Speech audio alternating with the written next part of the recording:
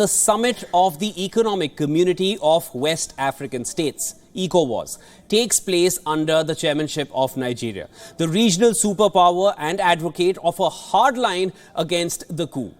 Now, the ECOWAS bloc gave Niger's military rulers until last Sunday to reinstate President Mohamed Bazoum or face potential use of force. It was a clear threat to the Niger coup leaders, but the coup leaders remained defiant, and the ultimatum passed without any action being taken.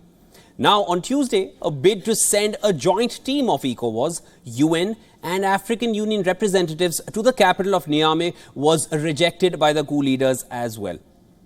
ECOWAS and the West African Monetary and Economic Union have imposed some of the most stringent sanctions on Niger since the coup.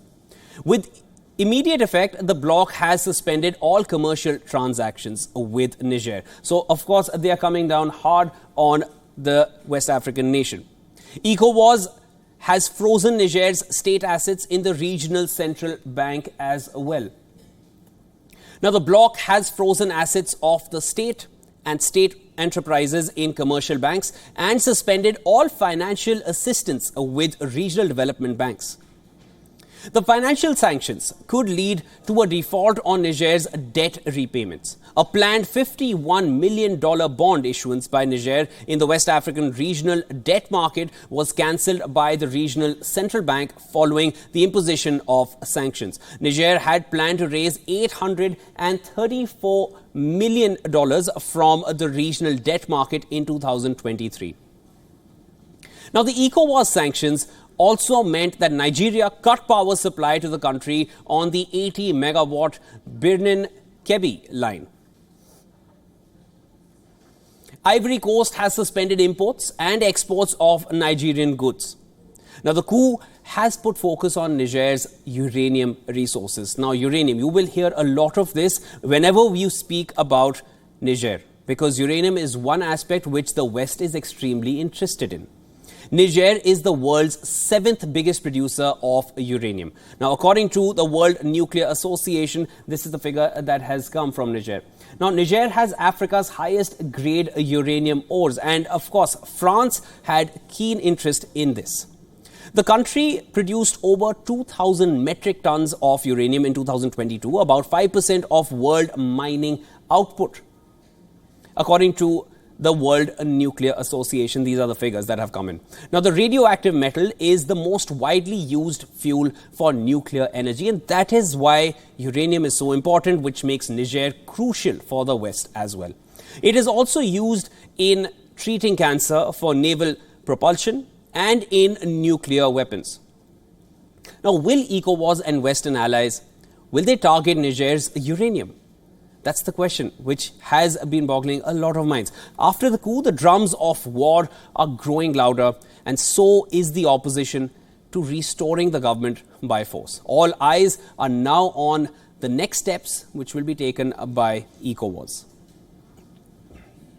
All right, for more on this, joining us live from Washington, D.C. is Ebenezer Obadar, who is a Douglas Dillon Senior Fellow for Africa Studies at the Council on Foreign Relations. Welcome to the broadcast, sir. I hope I got your name right. You did. Yes. Thank you for having me. Right. I wanted to understand from you, what should we expect from the upcoming ECOWAS summit? What kind of sanctions will we be expecting, or will there be an ease of position from the ECOWAS nations? What's next for Niger?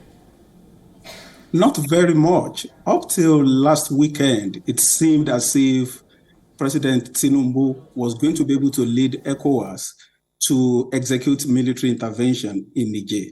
Everybody expected it. All indications pointed to that. And then over the weekend, a lot happened. The Nigerian Senate met. Before the Nigerian Senate met, a group of Muslim senators from the northern part of the country met. So by the time the full Senate itself met, it was clear that something had changed in the water. And by the time President Tinubu approached the Senate for permission to deploy troops to Niger to be able to restore President Bazoum to power, it was clear that it was not going to succeed. So over the last 4 days, President Tinubu has tightened the noose in form of economic sanctions on General Chiani and his henchmen and their family members.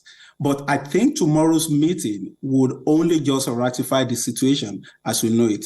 There's going to be an admission that it's no longer possible to have a military intervention. And not just because of domestic opposition in Nigeria, but also because the mood within Niger itself has shifted. As you know, there was a rally at the Senikunche Stadium on Sunday where there were 30,000 people wrapping themselves in Russian flags, basically expressing solidarity with the new regime. So the paradigm has changed. It's no longer going to be possible to have military action. And I don't expect the ECOWAS meeting tomorrow to change anything in that respect. Right, so that being said, Niger's military junta has met with 2 Nigerian envoys offering hope for dialogue before a summit with the regional leaders. Of course, as you mentioned, do you feel Nigeria here can make a breakthrough? I doubt it. And it's interesting you brought that up because President Tinubu has done like everything within his power as ECOWAS chairman and as president of Nigeria to try to see if something would give. He's basically he's combined all the carrots with all the sticks at his disposal. He turned off electricity to Niger. Nigeria supplies 75% of the electricity to the country, as you noted earlier. He turned off electricity. But at the same time, he sent emissaries to Niger, to Libya, and to Algeria, Niger's northern neighbors. All those emissaries were snubbed. So I think the ball is clear. I think the initiative is no longer with Tinubu as we are speaking. He can exercise leverage within ECOWAS. He can probably give moral and material support to other ECOWAS countries, maybe Senegal, maybe Ghana, but I doubt that either of those countries has what it takes to do the kind of thing that Nigeria would normally do. Mr. Obadiah, now you did mention this in your first response. You did speak about Russian flags in the vicinity, and that is essentially what I also want to speak to you about. There is an undeniable presence of Russian flags. They are being stitched in Niger as well. They are in high demand. We are hearing a lot of pro-Russia slogans as well, a lot of Risa, Risa, Risa, that is being heard from the public. What is the Russian imprint here? Why are people unfurling Russian flags? What is Russia's role in the coup or in Niger at the moment? So I would love to tell you that this is all manufactured, but I have no evidence I would have no evidence to back that up. I think what is going on is that there are two sides to this point. So one side is there's genuine resentment of perceived French influence and dominance in among its ex-colonies. At the same time, there's a resentment targeted not just at France, but at Western countries in general.